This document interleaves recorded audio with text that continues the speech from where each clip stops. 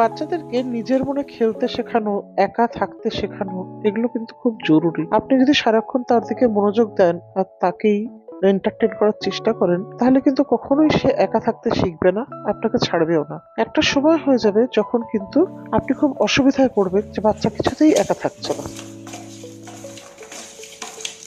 তুমি কি রান্না করছো টুকুস?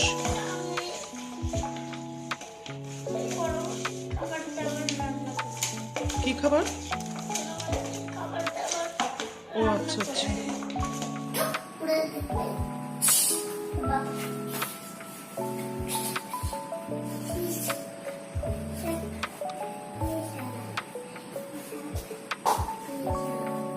বাচ্চা নিজের মনেই খেলবে, কথা বলবে, ঘুরে বেড়াবে, মাঝে মাঝে আপনাকে ডাকবে, তবেই সে ইন্ডিপেন্ডেন্টলি বড় হবে।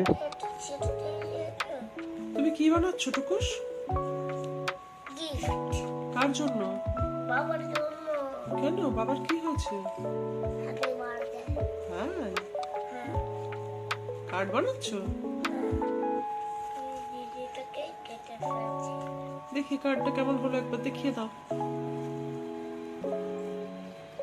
বাহ, ভেরি গুড, বাজে না, খুব সুন্দর হয়েছে। এটা খুব বাজে হলো না তো, সুন্দর হয়েছে।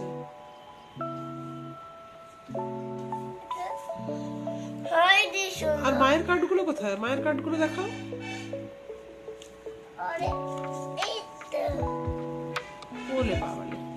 প্রথম প্রথম আপনার হয়তো একটু সময় দিতে হবে, একটু সামনে থাকতে হবে, শেখাতে হবে, কিন্তু পরের দিকে যেটা হবে, আপনার শিশু আত্মনির্ভর হয়ে উঠবে, নিজের মনে কাজ করতে শিখবে এবং আপনিও তখন ফ্রি সময় পাবেন। আর আপনাকে বাচ্চার পেছনে পড়ে থাকতে হবে না এটা কর ওটা কর বলে।